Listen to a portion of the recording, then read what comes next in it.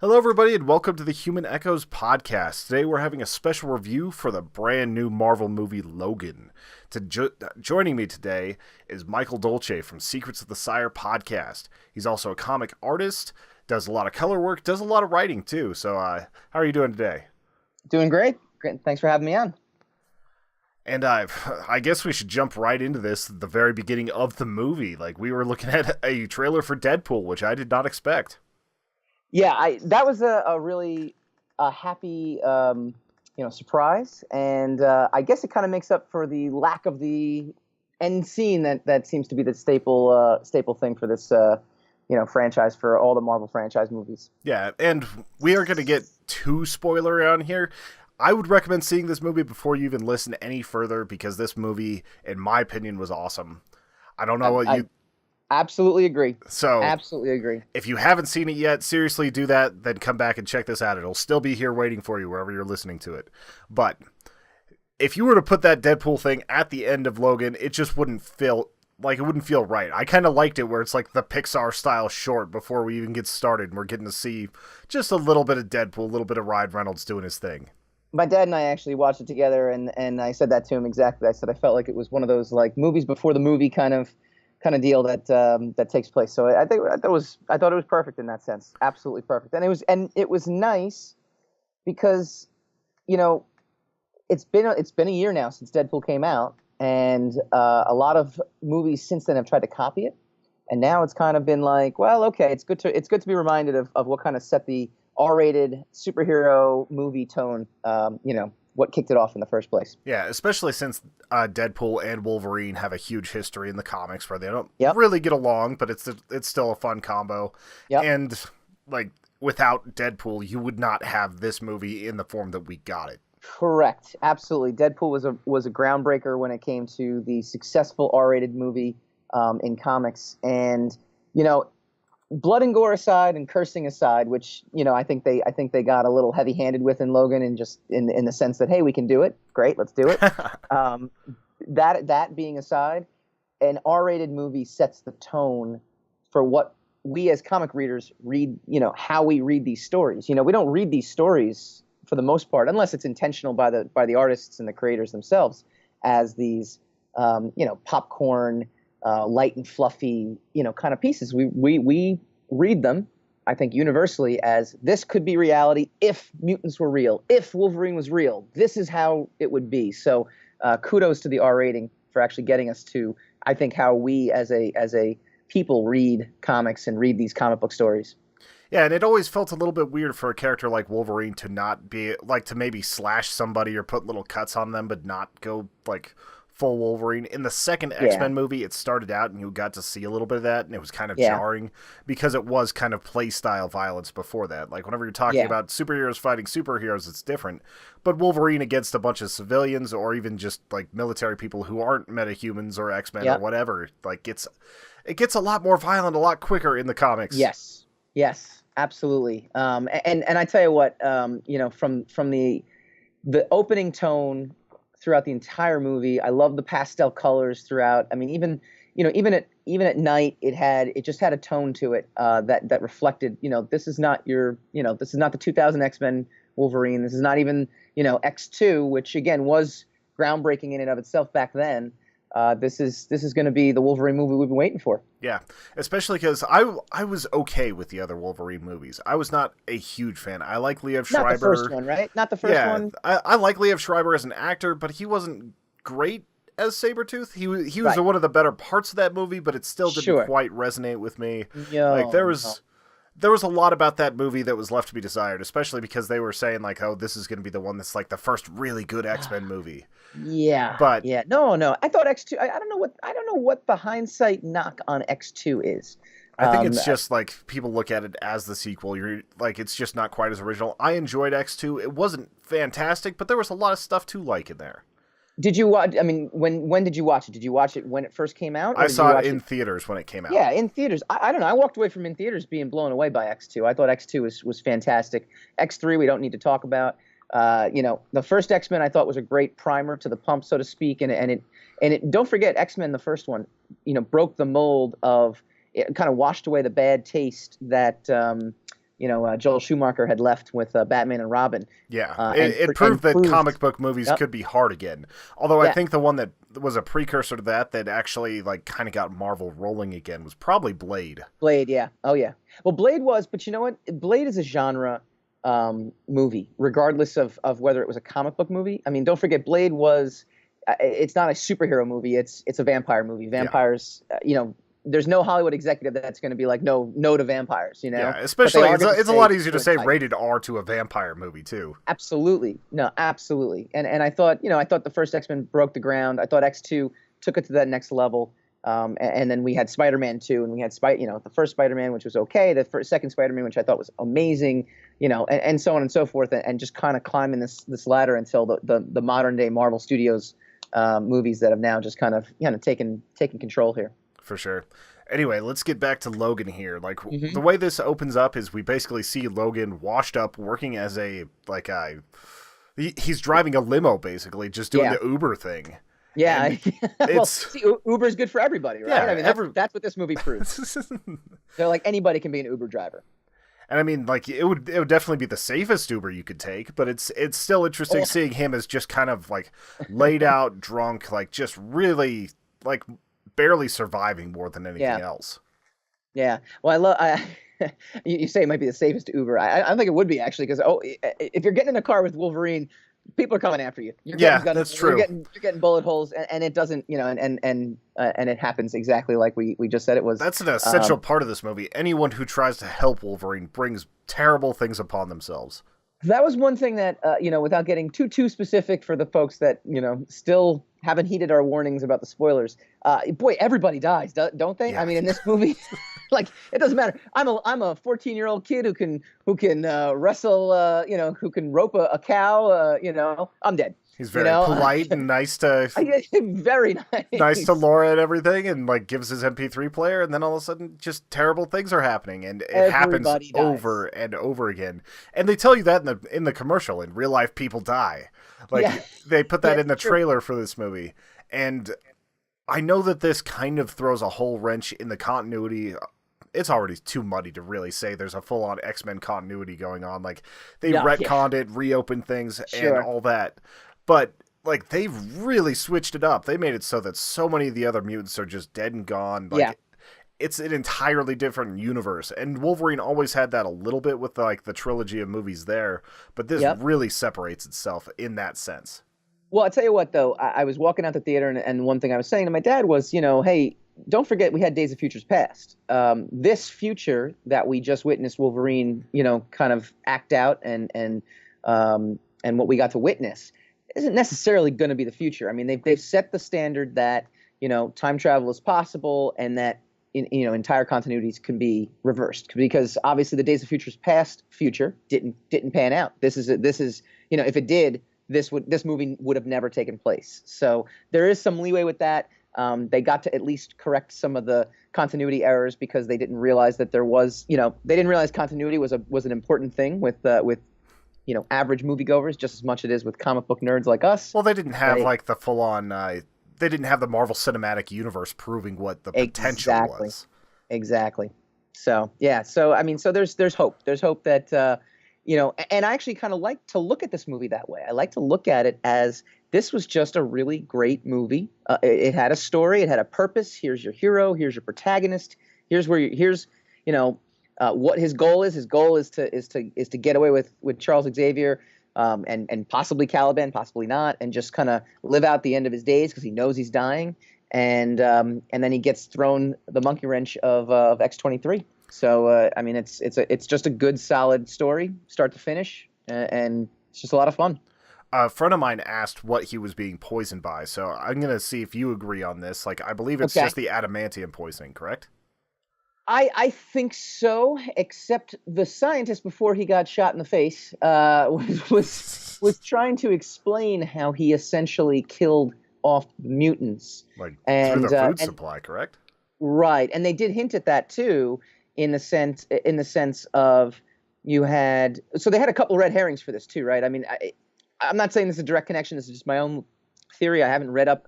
I try not to read anything about a movie I'm going to go see. Yeah, once I'm sold on a trailer, like I usually don't Yeah. go back. Like I'm not going to watch any more of the Alien Covenant trailers because Okay, like sure. the last one showed a little bit more. It's like I kind of wanted the reveal of the alien to be like in the theater. Like I get sold on movies pretty quick. I did watch the trailer for this so many times because I was so hyped for it. And anytime you're putting like Johnny Cash on there, Sure. it just works better. But yeah, Absolutely. No. So you have that company that was making. Remember, I mean, the farm that they were on. That one farm was making the corn syrup. I wonder if that was all connected somehow into what was originally kind of killing the mutants off in the food supply. It might have just been random, but the lesson of it the feels lesson like of writing it's is it definitely shouldn't linked. be though, right? It should be connected somehow, even if it's just tertiarily. Well, like they were also showing a lot of things where like humans were kind of becoming a side byproduct to the machines as well, and I feel like there was a lot of commentary as far as our own food supplies and GMOs and everything thrown into this. It wasn't super ham-handed, like it would like for people that are sensitive to that sort of stuff. Like I don't like a ton of political commentary, but there is definitely a little bit built into this movie with things like that. Like even the trucks that are on the road are all are autonomous vehicles.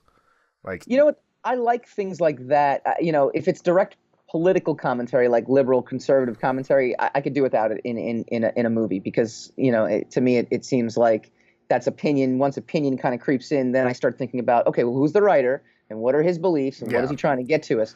That was more of a commentary on humanity, which I always think is great. I mean, that's a bird's eye view because we're all human. It's not a political thing. It's more of kind of like a sociological experiment. Yeah, and the only politics that could be left or right really in this seemed to be more about like the immigration stuff, and even that wasn't that crazy. Like they're in El Paso, they're right on a border town with Juarez. Like that's where stuff's going down. Right, and this movie was written before Trump got into office. I mean, obviously the editing they probably already could have wrapped taken all place. filming, but absolutely they did. So I mean, the filming was there. I mean, they might have been able to edit it in a way that might be. But it never infiltrated the movie to the point where I'm sitting there going like, oh, I can't believe they're, oh my God, it never pulled me out of the story, and that's my biggest thing. I don't want politics to pull me out of a story, and it never did in this movie. Yeah, definitely. The thing that I think I like the very most about this movie is it's kind of a proof of concept that the small stories matter. Yes, that it's not. The world doesn't have to be in peril to make a good comic book movie.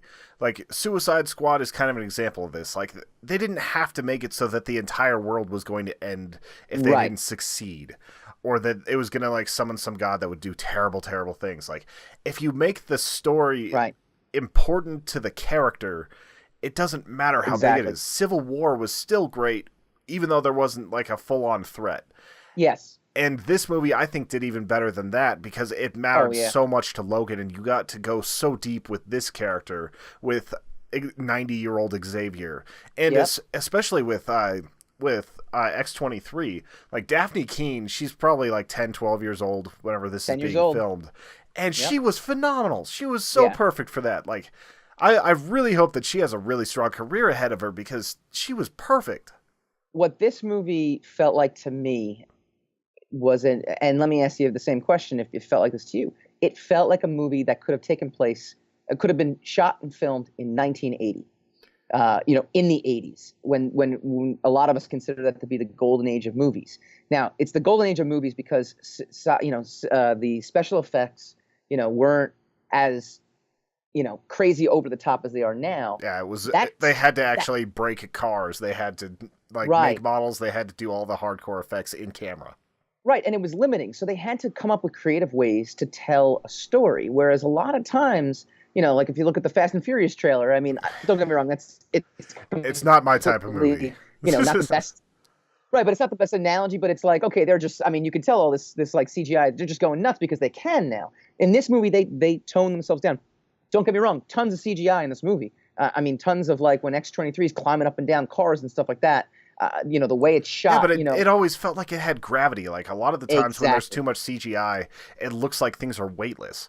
Like one of the things you see in the trailer that really shows how far she is as like an athlete and like expert, like basically metahuman, is whenever the car almost runs her over, she flips over, she lands perfectly on her feet and just runs and drops in through the sunroof.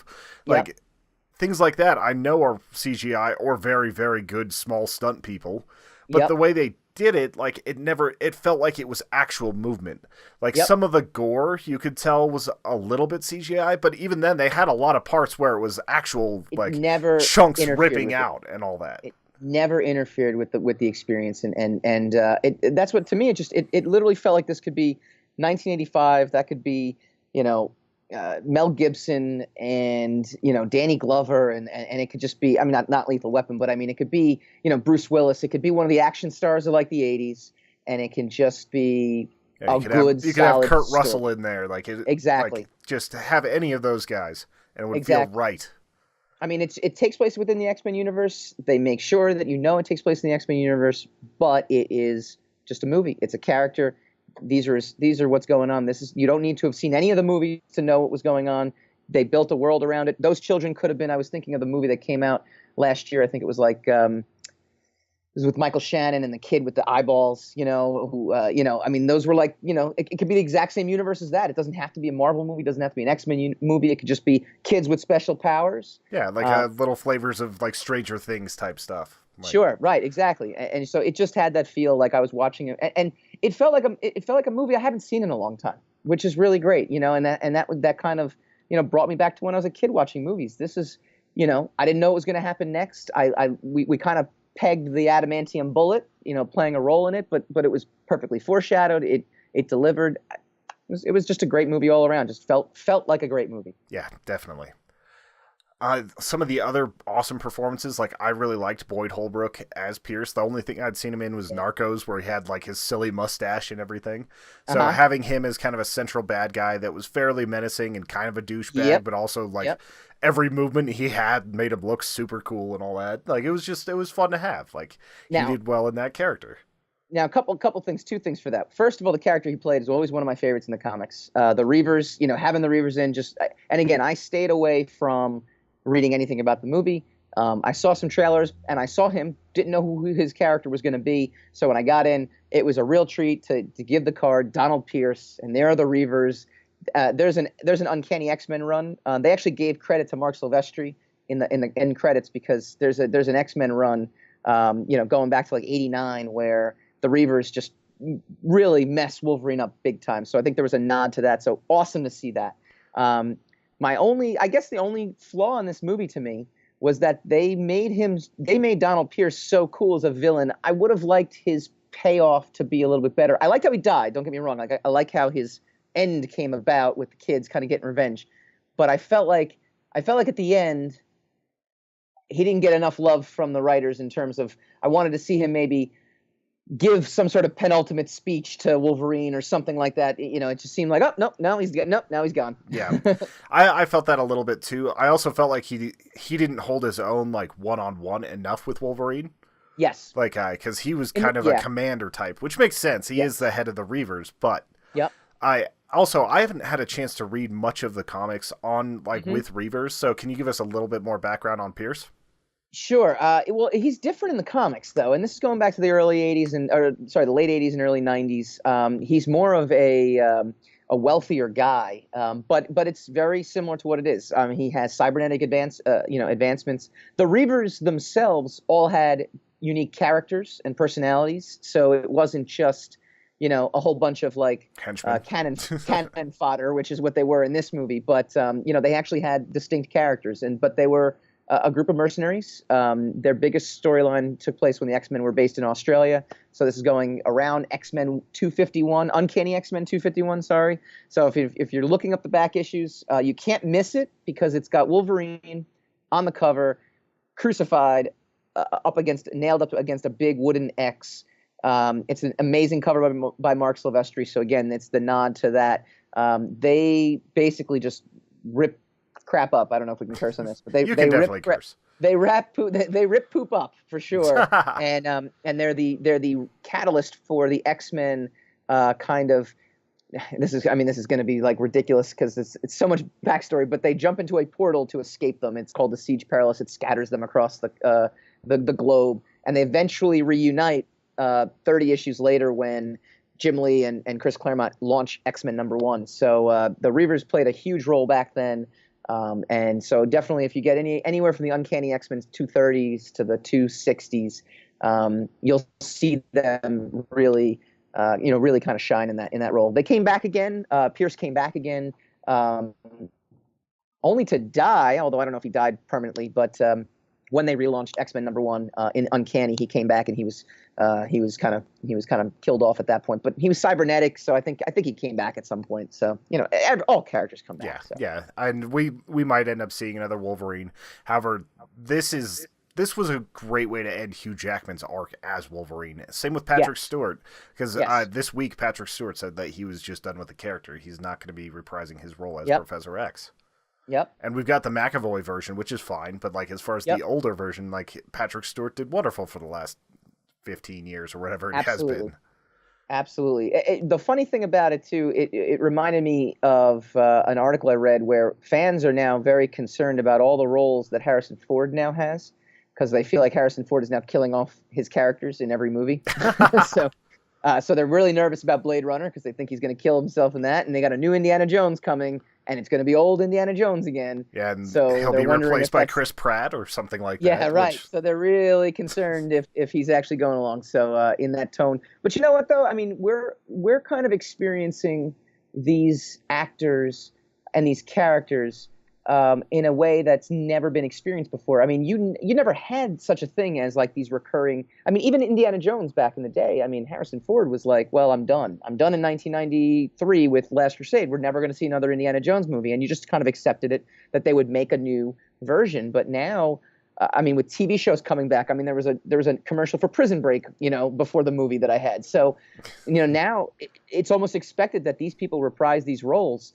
So maybe the reaction to that is now these actors kind of saying, let me give my definitive last performance because, I'm not going to be young. I can't be young Wolverine, forever. And I can't keep doing this forever, even though the character can keep being retold and retold. So maybe we're in this kind of era now. Yeah. And a lot of times you didn't have the opportunity 20 years later to pick up a movie and do something. Exactly. Who would have thought whenever they finished Star Wars that like Carrie Fisher and everybody else would have actually been coming in for episodes later. So they would have refused back then. They would have actually said, no, they wouldn't, I mean, Harrison Ford kept asking George Lucas to kill his character off back, when Return of the Jedi came out. So yeah, no, it's a totally different landscape when it comes to movies and TV. And it's a direct reflection of how many choices there are out there now and how much more content is now out there. I remember always hearing the rumors that they were going to do Kill Bill, and eventually they were going to have the two girls that were, like the young black girl and Uma Thurman's kid would eventually be like Kill Bill 3, like 15 years later. So I always wonder if that's going to end up being a thing. But it's like it seems more and more possible whenever you've got like this sort of continuity happening in multiple universes now. Yep.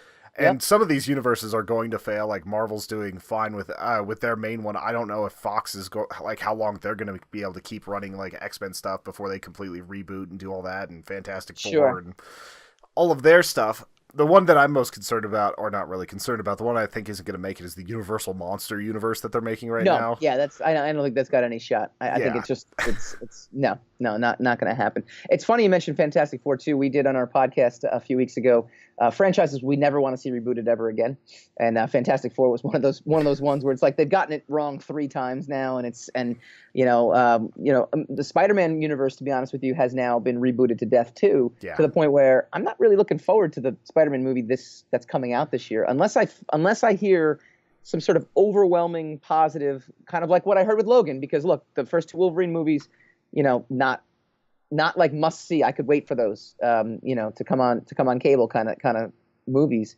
Spider-Man can do the same. Maybe it's time that some of these characters just kind of be retired for a few years and we'll come back to them, fresh and new with a new spin and a new take. Yeah, the only thing that I think is really going for the new Spider-Man is that they picked the perfect actor for him.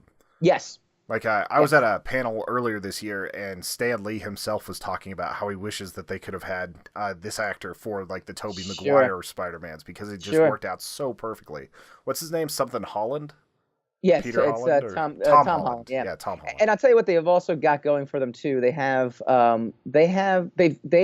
reinvented Spider-Man twice in the comics, one as Ultimate Spider-Man and the other as the Miles Morales Spider-Man. And one of the things we talked about, too, is one of the things I noticed in the trailers, though, and with the casting of Zendaya, and with the chubby best friend that Tom Holland seems to have, is they're kind of merging the two universes, the Miles Morales universe and the amazing, Ultimate Spider-Man universe, kind of into one character with Peter Parker as Spider-Man. So they've got a lot of good source material to draw from. So it should be interesting to see. But again, it's a fifth Spider-Man movie in the last 5 years. At least they're not going to give the origin anymore. That's all. It's like we've seen the origin so many times. Nobody cares about Uncle Ben. It's not going to hit that hard anymore. Come on. No.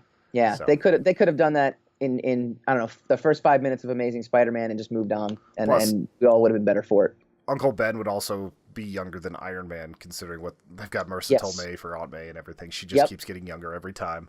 Yes. But I'm still thinking back to Logan and some of the influences that are there. I know it's not Old Man Logan because Old Man Logan is completely off the wall. It's got just crazy stuff with Hulk and so many other characters. They definitely drew some aesthetics for that, but it's not quite the same. It almost felt like more like they took a little bit of the idea of Old Man Logan, combined it with a Western, and just ran their own story. Like, I know that Western movie that they showed definitely it permeated the script a little bit, but there were a lot of times where, especially because you're out in the middle of nowhere in Texas, like it just felt kind of like a Western. Yeah. And what's even more exciting too, I agree with you 100%. It had the aesthetic of Old Man Logan, the artwork by Steve McNiven, the coloring, it had that whole tone. But I agree with you. It kind of felt like No Country for Old Men. Yeah, a little bit. That was the movie I kept thinking about when I was watching it. Especially because you don't have the ambiguously perfectly good people. Like you're seeing this more as like it would sometimes really suck to have these powers because all it brings you is heartbreak. Over and over and over again. That's all Logan's dealt with. That's why that's why Xavier is telling him just breathe it in for a minute. Like feel this moment where you're with family. It even had that moment too when right before X-24 appears for the first time, which was by the way awesome. I was really loving the fact that you had this. I mean, it's a pretty deep movie if you think about it too. I mean, you're literally fighting your younger self. I mean, there was definitely some mind twisting stuff going on where it's like, wow, very, very just well done. Usually that can be gratuitous, or it could be kind of like, a stunt. It can go hacky real fast. Yeah, no, and it never did. But I mean, when Charles says this is the best day I've had for a long time, Q, you knew it was going to happen. You knew this was it, but it was like he earned it. He earned his exit from the movie at that point, and I was okay with it.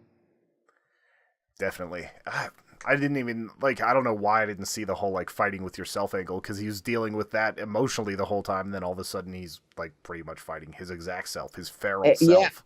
Yeah, absolutely.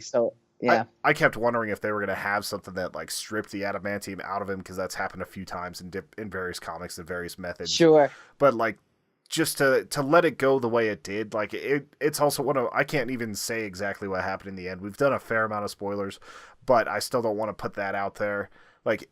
It's something that I've complained about a lot with comic book movies, about the predictability of everything. And this movie it let it be exactly what it wanted to be. It didn't feel like a studio was like, you can't do that. That's impossible. You can't do that. Yes. And I think that's why I like it the most. It's it's one of the braver comic book movies that's been made so far. I agree. And that's a great point too, because I at some point I was thinking about it, watching what I was watching on screen. And look, it was restrained. And I think that's the best word to describe. And not necessarily the action. The action wasn't restrained. You got to see, Wolverine pop his claws and kill people, and blood and gore and cursing. So the action wasn't restrained, but the scope of what it was look, this is a guy who didn't know he had a quote unquote daughter, and all of a sudden gave him a purpose to fight and to live, for a guy who didn't have a purpose before. His only purpose was to kind of get away so he could kind of die in peace. And now it was more of now I have a reason to live. And they kept it that way. They never made it over the top. It was, I did find it a little, odd at the, towards the end, why the kids who have powers are running away from the guys with guns, so scared looking. It didn't make sense to me in that sense. And then whenever they start fighting back, they're like, oh yeah. And they're like, oh yeah, by the way, we're mutants and we can kill these people, because, X-23 had no fear at the beginning. So, Well, I mean, she was the first to like turn around and start fighting. I felt like a little bit of that was like their instinct was to run because that's what they did whenever they got out of Mexico City. Like sure. that's the people they're dealing with. I But also thought they were trying to go. Maybe they were like, they're like, we were so close to getting away and escaping that maybe that's all they were thinking about. I kind of like, said that could have been a reason too. But yeah, I yeah. agree. So I definitely agree with that, and it did feel like one of the slight missteps, but it didn't bring me that far out of No, the movie either. no. By the end, you knew it was ending. So, at that point, it's like, okay, no, we've come so far, and we've come so far in such a great positive way. Let's, I'm fine. I'm fine with writing it. Again, these are like minor critiques overall. The movie was just strong, start to finish. It's definitely earned its 90-something% on Rotten Tomatoes so far. Sure. I'm probably going to go look and see what some of the negative reviews are saying just to see if I can agree with their point of view. Sometimes I'd like to figure that out. Most of the movies we review end up having like terrible, terrible reviews, and we end up finding the things that we like in them for the Human Echoes podcast. Yeah. So it's weird to actually be in something like this, and I'm wondering how Al's going to react because he's the ultimate hipster. When people like stuff, he's prone to not like it. My new co-host does the same thing. He's a Star Wars prequel supporter. And one of his major things is he just hates that everyone hates it so much. Yeah. And Al is okay with the prequels. He basically says it's okay to like the prequels. He's not one of the people that's going to get really mad about it. He was never that bothered by Jar Jar Binks. Like he enjoyed them for what they were, which is oddly expensive indie movies done by a director who had no oversight. So I can understand that. They had some cool moments, even if like I can't support those movies anymore. I'm just not going back because I was 11 I was in 6th grade. So I was like 11 years old when Phantom Menace came out, and that was basically targeted at me. So I thought it was a pretty cool movie. That's the feeling that I want to leave it at. Like I don't want to go back. And that's a whole other conversation because Hassan, my co-host, he hated Force Awakens, or he disliked Force Awakens big time. So we definitely go back and forth about that. But just to your point though, a lot of it is the counterculture, is the counter opinion to what the masses, quote unquote, think about something. Let me ask you a question about Logan, and this is a question we kind of posed at one point on our show, and it's a question we're going to pose again next week when we do our Logan overview. Is this going to be the movie to crack the Best Picture barrier of comic book movies? I think that it's got a very good chance of being nominated, but it's also so early in the year that it's probably going to get passed over. I remember this time last year, I was wondering if 10 Cloverfield Lane was going to get any love, because I thought that was like, that's the type of movie that's so close, so intense, so reliant on strong performances from certain actors that it deserved that attention, but it was also almost a year later that they were doing the awards and everything else.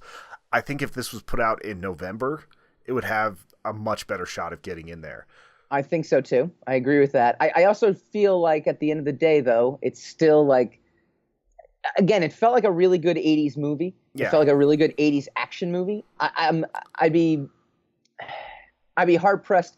I would say that the Dark Knight to me felt like an Oscar worthy. It should have gotten a nomination if nothing else. Nomination, right? Nomination. I was surprised when Deadpool got the Golden Globe nomination, but at the same time, like, that to me is an indie film too. I mean, that's an indie superhero film too. So that's a movie that filled people with so much joy while they were watching that it kind of just won on that. Yeah. So I would think that this has a shot, like you said. I wouldn't be surprised either way, though. I really wouldn't. It'll definitely get in there for like visual effects or something. Hugh Jackman might get a nod for this. Oh yeah. Like sometimes whenever a series is coming to an end, it'll get a nomination based off of the complete work more than that. It's like when Martin Scorsese won for I can't even remember what he won for, but it was basically for Gangs all of New York, right? It was Gangs of New York, Well, no, he didn't win for Gangs of New York. Like he won for something else. Like I think he won for Departed.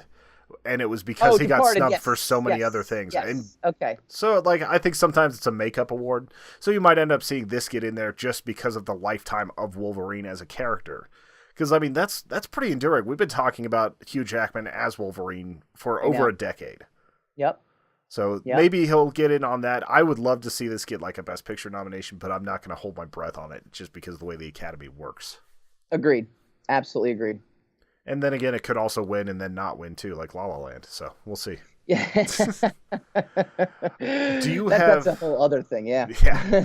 Do you have any closing thoughts on Logan? I mean, obviously, go see it. There's no question about it. For me, again, it hit an endearing spot for me because I love the choice of villain. I would have liked to have known a little bit more about the scientist too. Just having time to digest it now, having just seen it maybe 2 hours ago. But overall, it really it hit. It was a contained story, and it hit all the notes that it needed to hit, and it gave you a lot of things that you've been waiting to see. You've been waiting to see this kind of Wolverine. I almost wish you could have seen this kind of movie as a younger Wolverine. You know, Yeah. I almost wish Wolverine 2, had the freedom that the R rating gave this film. Yeah, because like the R rating on the Wolverine series would have made it much stronger, like just from Yes. start to finish. Or if they would have just taken a little bit more time with the story and just like I feel like who was it? Scott Mangold that wrote this? I'm trying to remember. James Mangold. James James Mangold. Mangold. I keep Yeah. messing up first names today, That's okay. but You got the last names. That's good. but yeah, to let this like to let it breathe a little bit, to let it become a stronger trilogy instead of like two okay movies followed by a great movie. I mean, at least it got the third one right. That very rarely happens. Very true. Actually, it's funny because First Class was a very good movie, and Days of Future Past was a good movie, and then X-Men Apocalypse kind of blew it. X3 Last Stand blew it. That's an understatement of how bad that movie was. It's great. They got the time, and here's another thing too, which I thought was impressive. Mangold did the second movie too, which I thought was kind of flat, and it didn't quite make it where I wanted it to go. It didn't hit the notes I wanted it to hit, and he was actually able to correct, I think, everything he did wrong in the second movie and produce a great third movie. Usually that doesn't happen either. Yeah, and I always wonder how much of that is studio meddling, how much is it he's better at his craft, or maybe this was the story he had in mind back then and just wasn't able to tell it yet. So Yeah, there's a lot of factors that go into that. I'm going to agree with you and say that, like, very much go see this. It's worth seeing in the theater. It's cool to watch it at home and everything, but if you have like, one of those XD theaters or something near your house, go there, feel the rumble, feel like your seat, like, literally vibrating every time there's hard violence on the screen. It's worth it. It's like, and, yeah, just check it out. Before we go, I wanted to have you tell us a little bit more about your podcast, a little more about your comics and all that. Sure. So, I've been working in comics for the past 15 years. I was over at Wizard Magazine when there was a Wizard Magazine. Had some stuff published by Image. I co-created a book called Descendant. It's about a counter-terrorist agent who's secretly the descendant of an Incan goddess, and she can't control her powers. But she's managed to kind of live a life away from that until someone from her past kind of dregs it all up again, and she goes on the run from her own unit, her own counter-terrorist unit. So that was published by Image Comics in 2009. Of my most recent, I did a superhero book called The Sire, which is what the podcast is based off of as well. The Sire is about a superhero forced by his own costume to fight evil. We're actually going to be doing a Kickstarter for issue 10. It's a great. It was first released in 2006, and to me was a different way of looking at superpowers. We kind of talked about it with Logan, where if I had superpowers, I'd be trying to cash in. I don't know anybody who's jumping on a rooftop, patrolling. Like, I don't understand that. So in this particular case, I had to answer the question of how do I create a superhero universe, without the obvious fact that I don't think anybody would be a superhero with these powers. They might do good, don't get me wrong, but they, I don't think they're putting costumes on and they're going out. They wouldn't be the impoverished college student, like, just try to sell pictures every once in a while. Right. Yeah, exactly. And photo ops for Gatorade. Exactly. Right. I mean, or they'd be dunking on people in or winning Olympic gold medals. I mean, you have an unfair advantage. You'd use it. So, and then my most recent work, I did some stuff for Zenescope. I actually have a couple of pitches out right now that we've gotten some interest from too. So we've got a lot of good books coming out. The podcast is on Wednesdays, 8 p.m. Eastern. It's actually a live radio show, talkradio.nyc.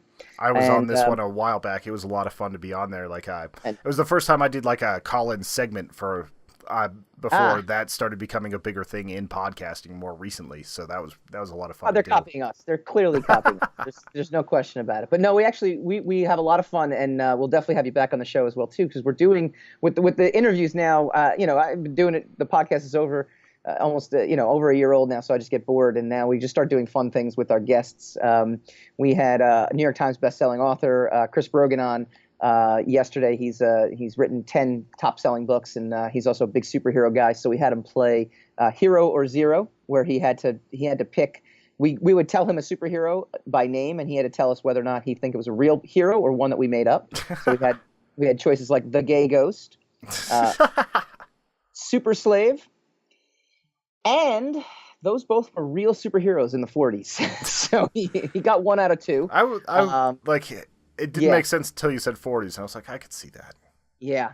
And then, but meanwhile, we gave him options like Strikeout, a Major League Baseball themed superhero, which we made up, and the Obelisk that could throw colored stones at people, and that was also made up. So we had a lot of fun with him. So we'll have you call in. We're gonna be we do a whole bunch of stuff. We did Love It or Shove It with Paul Jenkins. We also did. We tried to do Celebrity Mad Libs with Fabian Nicieza, who co-created Deadpool. But it's where I take a bad review that he's ever gotten in his entire life, and he's got to fill in the blanks, just like Mad Libs if you ever played Mad Libs as a kid. But we didn't get that off the ground, so instead I read him the review, and he went off. It was like the first question I asked him, and for 20 minutes he just went off on it. It was fantastic. It was really sounds like a good episode. I'll try to put that in the notes. Yeah, so it was a lot of fun, and so we're just having a lot of fun. We're talking about comics, movies, TV. We're a Comic-Con podcast. Anything related to the Comic-Con world is what we kind of talk about. For sure. Well, thank you very much for being on. Generally these are a little bit shorter, so I'm going to call it here. Be sure to check out Secrets of the Sire, and what are the sites and Twitter accounts and Facebooks where they can find you? Sure, go to facebook.com/Secrets of the Sire, SIRE. You can go to secretsofthesire.com. You can go to twitter.com, and you can look me up /Michael_Dolce, DOLCE. And Instagram is mdolce64 as well, too. And don't forget talkradio.nyc, Wednesdays, 8 p.m. Eastern. That's when we go with the live broadcast. And we love having interaction with folks. So please, call us. You can call in. You can comment on the Facebook live stream. You can comment on the Periscope live stream. We love it. For sure. And if you end up seeing a fitness guru named Mike Dolce, who also has a podcast, that is not the right Mike Dolce. Well, he modeled his body after mine. Clearly. Yeah, I mean, there's no question about it. He was just hoping to reach your MMA record too. Yeah. Anyway, thank you all for watching. I'm Tony Southcott at @TSouthcott on Twitter. You can find more about the Human Echoes podcast at humanechoes.com. Possibly look at becoming a member, humanechoes.com. We will catch you guys next time. All right. Pop.